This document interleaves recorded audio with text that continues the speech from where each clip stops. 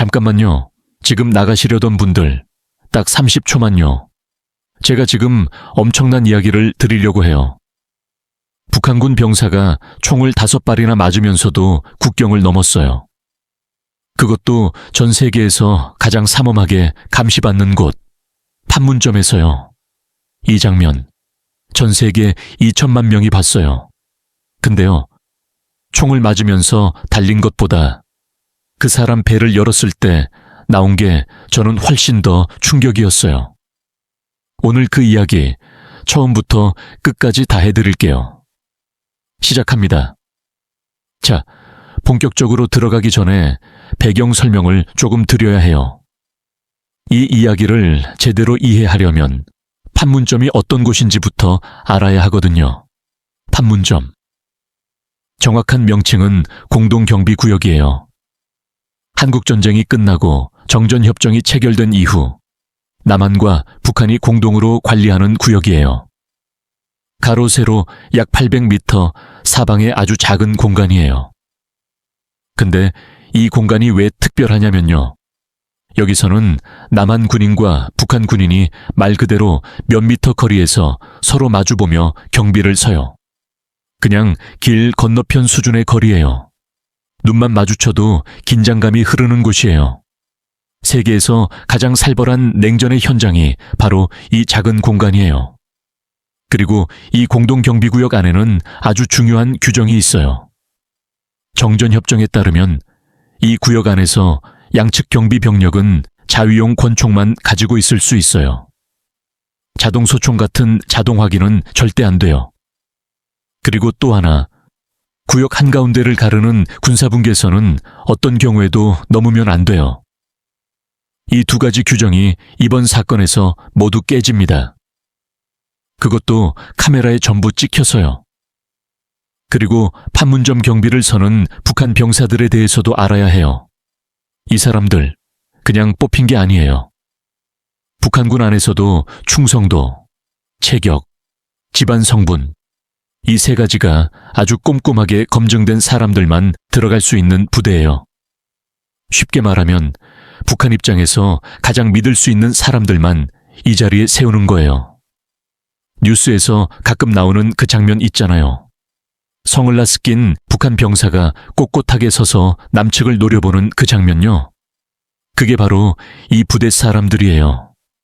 겉으로 보기에 완벽하고 강인하고 흔들릴 것 같지 않은 사람들. 그런데 그 사람이 탈출을 시도했다는 거예요. 북한 당국한테는 이게 단순한 탈영 사건이 아니었을 거예요.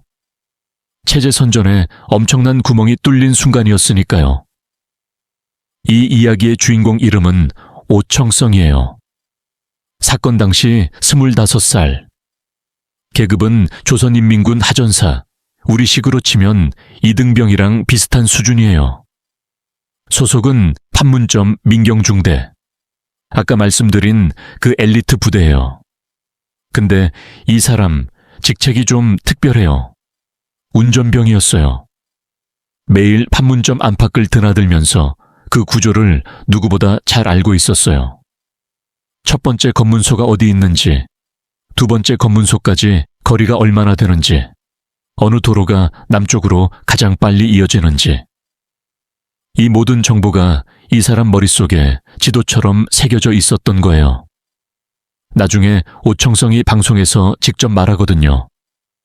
운전하면서 항상 생각했다고요. 만약 내가 탈출한다면 어디로 갈까? 어느 길이 가장 빠를까? 어느 타이밍에 움직여야 잡히지 않을까? 그 경로를 머릿속으로 수도 없이 시뮬레이션 했던 거예요. 근데 왜 탈출하려고 했을까요? 오청성이 직접 밝힌 내용에 따르면 북한에서의 삶 자체가 너무 힘들었다고 해요. 군인으로서 제대로 된 대우도 못 받고 먹는 것도 부족하고 미래가 없다는 느낌. 판문점에서 근무하면서 남쪽을 매일 바라봤을 거잖아요. 몇 미터 저편의 세계. 그 거리가 가깝기도 하고 어떻게 보면 가장 멀기도 한 거리잖아요. 그걸 매일 보면서 마음이 굳어갔을 거예요. 근데 그 계획을 실행에 옮기게 된 계기가 사실 좀 황당해요. 치밀하게 준비한 게 아니라 아주 우발적으로 터진 거거든요. 상황이 만들어낸 순간의 결단이었어요. 2017년 11월 13일. 그날 오전 이야기예요. 오청성은 북한군 동료들이랑 술자리를 가졌어요. 꽤 많이 마셨어요. 나중에 확인된 혈중 알코올 농도가 면허 취소 수준을 훌쩍 넘겼을 정도로요. 북한군 경비부대 병사가 근무 중에 이 정도로 마신다는 게 좀 충격적이긴 하죠. 하지만 이게 단순히 한 병사의 일탈이 아니라 당시 북한군 내부의 기강 상태를 보여주는 장면이기도 해요. 최정예라고 불리는 부대에서 이런 일이 일어날 수 있었다 하는 거니까요. 어쨌든 오청성은 술을 마신 채로 군용차 운전석에 앉아요. 중국산 군용 지프예요. 묵직하고 투박한 차예요. 이동하다가 검문소 근처에서 취한 동료와 경비 초병 사이에 실랑이가 붙어요. 말싸움이 몸싸움으로 번지는 작은 폭력 상황이 생겨버린 거예요. 그 순간 오청성은 공포를 느껴요. 잘못하면 나도 이 일에 엮인다. 군기강 문제로 처벌받을 수도 있다. 북한군에서 군기강 문제로 처벌받으면 어떻게 되는지 이 사람은 잘 알고 있었을 거예요. 단순한 경고로 끝나지 않는다는 것도요.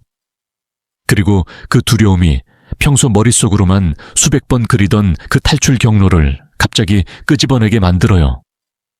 지금 이 순간 그냥 가자. 계획한 게 아니에요. 완전히 충동적으로요.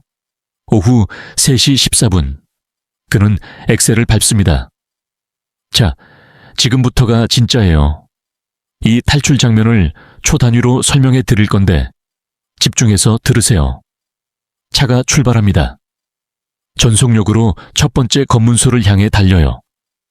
이 순간 오청성의 머릿속에는 딱 하나의 계산이 있어요. 첫 번째 검문소와 두 번째 검문소 사이에는 거리가 있어요. 그 두 검문소가 서로 무전으로 연락을 주고받는데 시간이 걸려요. 연락이 닿기 전에 그 사이를 통과해야 해요. 그래서 속도를 절대로 줄이지 않는 거예요. 첫 번째 검문소. 그냥 뚫고 지나갑니다. 충격으로 차 전조등이 확 켜져요. 경비병들이 뭔가 이상하다는 걸 느끼기 시작해요. 그런데 반응하기엔 이미 차가 지나쳐버린 거예요. 두 번째 검문소 앞 바리케이드예요. 여기서 오청성은 살짝 속도를 줄여요. 전속력으로 바리케이드를 들이박으면 차가 뒤집히거나 그 자리에서 즉사할 수 있으니까요. 조심스럽게, 그러나 절대 멈추지 않고 통과합니다. 이제 군사분계선까지 직선이에요. 거의 다 왔어요. 이 사람 진짜 탈출하겠구나 싶은 순간이었는데 바로 그때 아무도 예상 못한 일이 생겨요. 바퀴가 도랑에 빠집니다. 군사분계선 바로 앞 도로 옆에 있는 작은 배수로 해요. 오청성은 나중에 말해요. 그 다리 한가운데가 갈라져 있어서 빠른 속도를 낼 수 없었다고요. 최대한 빨리 달리고 싶었는데 도로 구조 때문에 어쩔 수 없이 속도를 줄여야 했고 그 순간 배수로에 바퀴가 걸렸다고요. 쾅! 차가 완전히 멈춰요. 이 순간이 모든 걸 바꿔요. 차 안에 그냥 있으면 잡혀요. 오청성은 망설임 없이 문을 박차고 뛰쳐나옵니다. 이제 두 발로 달려야 해요. 차 안에 있을 때는 속도라도 있었는데 이제는 맨몸으로 뛰는 거예요. 뒤를 돌아봐요. 북한군 병사 3명이 달려오고 있어요. 손에 든 게 권총이 아니에요. 88식 보총, 자동 소총이에요. 아까 말씀드렸죠. 공동경비구역 안에서는 자동화기를 절대 들면 안 돼요. 정전협정 위반이에요. 근데 그들은 신경 안 써요. 일단 이 병사를 잡아야 하니까요. 총을 겨누고 쏘기 시작해요. 무려 40여 발을 쏩니다. 사방에서 총탄이 날아와요. 그중 5발이 오청성 몸에 박혀요. 소장에 구멍이 났어요. 폐에도 구멍이 났어요. 어깨에도요. 정상적인 사람이라면 그 자리에서 쓰러져야 해요. 근데 이 사람이 안 멈춰요. 총을 맞으면서도 계속 달립니다. 오청성은 나중에 인터뷰에서 이렇게 말해요. 상황이 너무 급박해서 제정신이 아니었다고요. 아프다는 감각도 없었고 그냥 앞만 보고 달렸다고요. 살아야 한다는 본능 하나만 있었다고요. 군사분계선을 넘어요. 판문각 근처 수풀 속으로 쓰러집니다. 그리고 북한군 추격조 중 한 명이요. 본인이 군사분계선을 넘어버렸다는 걸 그제야 깨달아요. 카메라에 잡혔는데 이 사람 아무 생각 없이 그냥 황급히 뒤돌아 뛰거든요. 은폐도 엄폐도 없이 낙엽이 사방으로 튀면서 허둥지둥 돌아가는 거예요. 나중에 분석한 전문가들이 말해요. 추격조 중 한 명이 엎드려 쏴 자세를 취한 것도 사실은 의도한 게 아니라 오청성 차가 빠졌던 그 배수로에 발이 걸려서 넘어지는 바람에 어쩌다 그 자세가 됐을 거라고요. 다들 너무 당황해서 허둥대고 있었다는 거예요. 자동소총 사용이 첫 번째 정전협정 위반, 군사분계선 월경이 두 번째 정전협정 위반. 둘 다 카메라에 전부 찍혔어요. 이게 나중에 엄청난 외교적 논란이 됩니다. 유엔군 사령부가 이 영상을 공개하면서 북한의 정전협정 위반을 공식적으로 지적하거든요. 그러면 이때 우리 군은 뭘 하고 있었을까요? 여기서부터 분위기가 좀 이상해져요. 판문점에서 총소리가 났어요. 그것도 수십 발이요. 판문점에서 수십 발의 총성이. 이건 단순한 사고가 아니에요. 전쟁이 다시 시작될 수도 있는 상황이에요. 근데 우리 군 경비병들 처음에 제대로 반응을 못해요. 오청성이 수풀에 쓰러진 뒤 우리 군이 그를 발견하는 데 걸린 시간이 20분이에요. 군사분계선에서 고작오십 미터 안쪽에 쓰러져 있었는데도요. 20분이라는 게 어느 정도냐면요. 심각한 출혈 상태로 쓰러진 사람한테 20분은 생사를 가르는 시간이에요. 한 발 한 발 총을 맞은 상태에서 아무도 모르는 수풀 속에 혼자 쓰러져서 20분을 버텼던 거예요. 그리고 또 하나, 이게 더 논란이 되는 부분인데요. 북한군이 자동소총을 들고 우리 쪽을 향해 조준 사격을 가했잖아요. 근데 우리 군은 단 한 발도 대응 사격을 하지 않았어요. 이게 나중에 어마어마한 비판을 받습니다. 경비 태세가 완전히 무너진 거 아니냐고요. 북한군이 경계선을 넘어 우리 쪽에서 총을 쐈는데 가만히 있었다는 게 말이 되냐고요. 나중에 이 사실이 언론에 보도되자 야당은 물론이고 전문가들도 강하게 비판했어요. 어쨌든 오청성 발견 이후에는 빠르게 움직여요. 육군 부사관 2명, 장교 1명이 낮은 포복 자세로 접근해요. 총이 언제 또 날아올지 모르는 상황에서 배를 땅에 대고 기어가는 거예요. 무서웠을 거예요. 근데 기어갑니다. 오청성을 끌어내서 유엔군 헬기에 실어요. 그리고 헬기는 수원아주대학교 병원으로 향합니다. 국군 병원이 아닌 민간 대학병원이에요.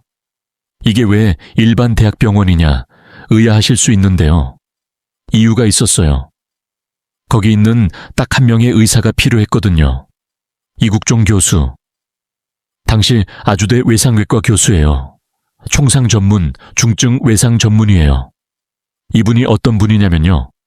총상이나 교통사고처럼 외부 충격으로 생긴 심각한 부상을 치료하는 전문가예요. 우리나라에서 이 분야에서는 손꼽히는 의사예요. 실제로 이국종 교수는 해외에서도 인정받는 수준이에요. 오청성이 도착했을 때 상태가 어땠냐면요. 5발 총상의 출혈성 쇼크 상태. 출혈성 쇼크가 뭐냐면요. 피를 너무 많이 흘려서 혈압이 바닥으로 떨어지고 장기들이 하나씩 멈추기 시작하는 상태예요. 의식이 없었어요. 병원에 도착했을 때 이미 숨이 거의 끊어지기 직전이었다고 해요. 이 상태에서 살아나는 게 의학적으로도 쉽지 않아요. 이국종 교수가 즉시 수술에 들어가요. 근데 이게 그냥 보통 수술이 아니었어요. 손상 부위 통제 수술이라는 방법을 썼어요. 쉽게 설명하면 일단 죽지 않을 부분만 먼저 수술하고 배를 열어놓은 채로 며칠을 버텨요. 환자의 상태가 조금 나아지면 그 다음 부위를 수술하는 거예요. 배를 열어놓고 며칠 동안이요. 일반인 입장에서는 상상도 하기 힘든 수술 방식이에요. 근데 이게 이런 극한의 외상 환자한테는 최선의 방법이에요. 한 번에 다 고치려다가 수술 도중에 환자가 사망하는 것보다 일단 생명을 유지시키면서 단계적으로 치료하는 거예요. 첫 번째 수술이 끝났어요. 이틀 뒤 두 번째 수술이 시작돼요. 3시간 반 동안 진행됩니다. 그리고 그 수술 도중에 이국종 교수가 뭔가를 발견해요. 기생충이었습니다. 회충이랑 개회충이요. 북한군 최정예 부대, 판문점 민경중대 소속 병사 뱃속에서 기생충이 나온 거예요. 이 소식이 알려지자 엄청난 충격이 퍼졌어요. 근데 이게 왜 그렇게 충격적이냐면요. 회충이 생기려면 위생 상태가 아주 열악한 환경에서 오랫동안 방치돼야 해요. 한 번 감염되면 몸속에서 계속 번식해요. 그리고 이건 단순히 한 병사의 문제가 아니에요. 이국종 교수는 나중에 이렇게 말해요. 구충제 한 알에 1,000원이에요. 약국에 가면 누구나 살 수 있어요. 근데 북한군 최전방 경비부대에 그 약조차 지급이 안 된다는 거예요.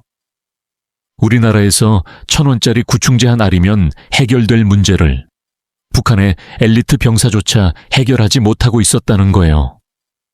이 한마디가 어떤 긴 설명보다 북한의 현실을 더 직접적으로 보여줬어요. 거기서 끝이 아니에요. 폐에서 비활동성 결핵이 발견됐어요. B형 간염도 있었어요. 사람들이 충격을 받은 이유가 있어요. 오청성은 북한군 최정예 부대 소속이에요. 북한 내에서 가장 좋은 대우를 받아야 할 병사 중 한 명이에요. 근데 그 사람 몸 상태가 이랬다면 일반 북한 주민들이나 하위 부대 병사들은 어떨지 감히 상상이 안 가는 거잖아요. 북한이 대외적으로 자랑하는 인민군의 이미지가 있잖아요. 단단한 체격, 철통 같은 기강, 완벽한 전투력. 근데 실제 그 병사의 몸속은 이랬던 거예요. 어떤 연설이나 선전 영상보다 이 사실이 훨씬 더 직접적으로 북한의 실상을 드러낸 순간이었어요. 그래도 오청성은 살아났어요. 사건 닷새 뒤 자가 호흡을 시작해요. 의식이 돌아왔어요. 이국종 교수는 기자들 앞에서 짧게 말했습니다. 환자는 좋아졌습니다. 그 짧은 한마디가 얼마나 많은 걸 담고 있는지 당시 뉴스를 보셨던 분들은 기억하실 거예요. 살아난 거예요. 5발 총을 맞고 배를 열어놓고 이틀을 버티고 살아난 거예요. 사건이 알려지자 온 나라가 뒤집어졌어요. 유엔군 사령부는 사건 아흐레 뒤에야 카메라 영상을 공개합니다. 왜 아흐레나 걸렸냐? 처음에는 바로 공개하려고 했어요. 근데 국방부랑 합참이 영상을 보고 나서 공개를 막으려 했다는 얘기가 나왔어요. 영상 안에 우리 군의 초기 대응 모습이 그대로 담겨 있었으니까요. 쓰러진 병사를 20분 동안 발견 못하는 장면, 대응 사격 한 발도 안 하는 장면, 이게 다 찍혀 있었던 거예요. 결국 영상은 공개됐고 비판이 쏟아졌어요. 야당에서는 정부가 경비태세 문제를 숨기려 했다고 강하게 비판했고 대국민 사과를 요구했어요. 합참의장이 국회에 출석해서 직접 사과하는 일까지 벌어졌어요. 판문점 경비체계 전반을 재점검해야 한다는 목소리도 커졌어요. 그리고 기생충 이야기가 언론을 타자 또 다른 논란이 생겨요. 한 정치인이 이건 인격 테러라고 비판을 해요. 기생충이 있다는 걸 공개한 게 환자 인권을 침해했다는 거예요. 이국종 교수는 자괴감을 털어놓습니다. 환자를 살리고 의료 현황을 솔직하게 브리핑한 게 잘못이냐고, 내가 적폐냐고. 이 말이 당시에 정말 많이 회자됐어요. 의사는 환자를 살렸는데 그게 비판받는 상황이 된 거잖아요. 많은 사람들이 그 정치인을 향해 더 강하게 비판했어요. 이국종 교수를 향한 응원도 쏟아졌어요. 이 사건 이후로 이국종 교수는 단순한 의사를 넘어서 우리 사회에서 하나의 상징이 됐어요. 불합리한 현실 속에서도 자기 자리를 지키는 사람. 그 논란은 지금도 이 사건을 이야기할 때 빠지지 않고 나와요. 그렇다면 북한은 이 사건을 어떻게 받아들였을까요? 당연히 공식적으로는 아무 말도 안 했어요. 북한은 이런 귀순 사건이 발생하면 공식 언급을 절대 하지 않아요. 인정하는 순간 체제 선전에 균열이 생기니까요. 하지만 내부적으로는 엄청난 후폭풍이 있었을 거예요. 판문점 민경중대 소속 병사가, 그것도 운전병이 대낮에 군용차를 몰고 탈출을 시도했어요. 그것도 전 세계 카메라에 다 찍혔어요. 이걸 어떻게 수습하느냐가 북한 당국 입장에서는 엄청난 과제였을 거예요. 실제로 이 사건 이후 판문점 경비 병력 배치 방식이 바뀌었다는 얘기가 나왔어요. 검문소 구조도 바뀌었다고 해요. 오청성이 이용했던 탈출 루트를 막기 위해서요. 또 하나 흥미로운 건 추격조가 군사분계선을 넘은 행동이에요. 북한 병사들이 왜 경계선을 넘었을까요? 분명히 넘으면 안 된다는 걸 알았을 텐데요. 전문가들은 이렇게 분석해요. 만약 오청성이 살아서 남한에 정착하면 자기들이 어떤 처벌을 받을지 두려웠기 때문이라고요. 막지 못한 책임이 자기들한테 돌아오니까요. 그래서 정전협정 위반인 걸 알면서도 어떻게든 막으려 했던 거예요. 이 사건 하나에서도 북한 체제가 얼마나 공포로 작동하는지가 보여요. 오청성은 살아서 한국에 정착했어요. 방송에도 나오고 직접 귀순 당시 이야기를 꺼내기도 했어요. 가끔 그 탈출 영상을 볼 때마다 내가 살아있는 게 기적 같다고요. 영상 속 저 사람이 나라는 게 아직도 믿기지 않는다고요. 그 말이 맞아요. 40여 발이 날아왔고 5발이 몸에 박혔어요. 배를 열어놓고 이틀을 버텼어요. 그리고 살았어요. 돌이켜보면 이 사건은 참 많은 걸 한꺼번에 보여줬어요. 북한군 최전개 부대의 실태, 우리 군 경비 체계의 허점, 한 의사의 헌신, 그리고 그 의사를 향한 말도 안 되는 비판까지. 짧은 시간 안에 너무 많은 것들이 한꺼번에 터져나온 사건이었어요. 근데 저는 이 사건에서 가장 오래 기억에 남는 게 따로 있어요. 뱃속에서 나온 그 기생충이에요. 어떤 연설보다, 어떤 다큐멘터리보다 그 한 장면이 북한의 실상을 가장 정직하게 보여줬다고 생각해요. 25살 최정계 병사의 뱃속에 구충제 한 알이면 없앨 수 있는 기생충이 가득 들어있었다는 것.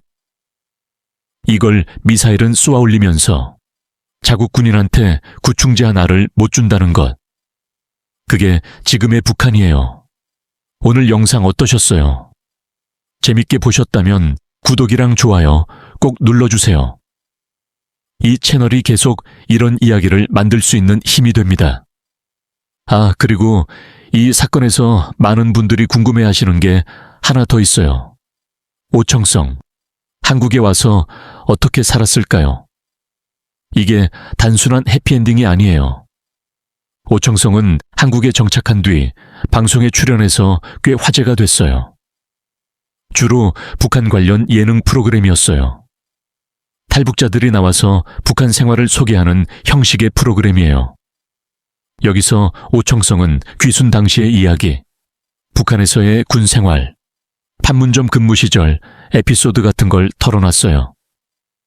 근데 흥미로운 건 오청성이 이 프로그램에서 한 말들이에요. 북한에서 운전병으로 근무하던 시절 늘 배가 고팠다고 해요. 판문점 민경중대면 북한군에서도 대우가 좋은 편인데 그래도 배가 고팠다는 거예요. 그리고 한국에 와서 처음 먹은 음식들 얘기도 했어요. 처음에는 너무 충격이었다고요. 먹을 게 이렇게 많아도 되는 거냐고 진짜로 의심했다고요. 그런데 사실 이 사람의 한국 생활이 완전히 순탄했던 건 아니에요. 오청성은 한국에 정착한 뒤에 음주운전으로 적발됐어요. 이게 알려지면서 방송에서도 그의 분량이 편집됐고 한동안 언론에서 사라졌어요. 목숨을 걸고 탈출해서 한국에 왔는데 한국에서도 음주운전을 한 거잖아요. 그리고 탈출할 때도 음주운전이었잖아요. 어떻게 보면 참 아이러니한 부분이에요. 그 뒤로 오청성이 어떻게 지내는지에 대한 소식은 잘 알려지지 않아요. 조용하게 지내고 있다고 해요.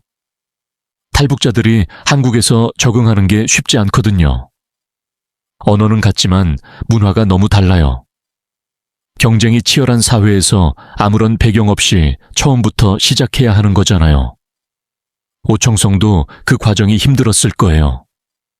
이 사건을 계기로 판문점 경비 체계가 어떻게 바뀌었는지도 궁금하실 것 같아요.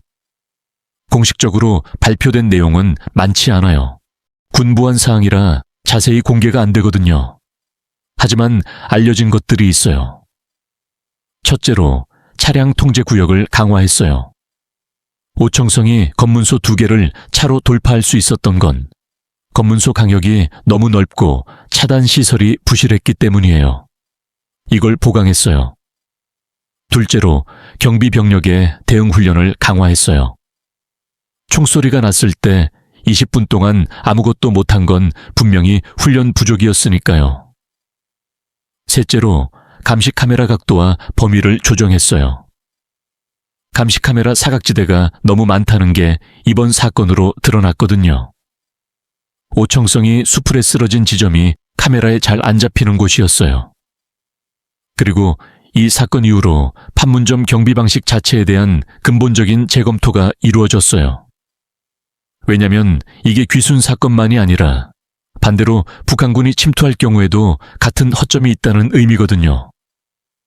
판문점은 남북 모두에게 민감한 공간이에요.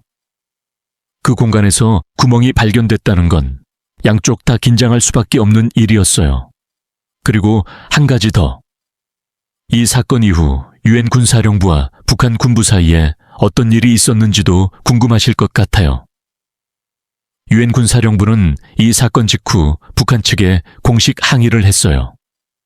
정전협정 위반 2건, 즉 자동화기 사용과 군사분계선 월경에 대해서요. 북한은 공식 반응을 내놓지 않았어요. 이런 상황에서 북한이 할 수 있는 건 무시뿐이에요. 인정하는 순간 외교적으로 불리해지거든요. 근데 국제사회에서는 이 사건이 북한의 정전협정 위반 사례로 기록됐어요.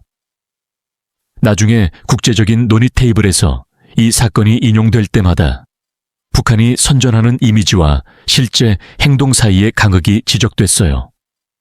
마지막으로 이국종 교수 이야기를 조금 더 해드릴게요. 이국종 교수는 이 사건 이후로 더 유명해졌지만 동시에 더 힘들어졌어요.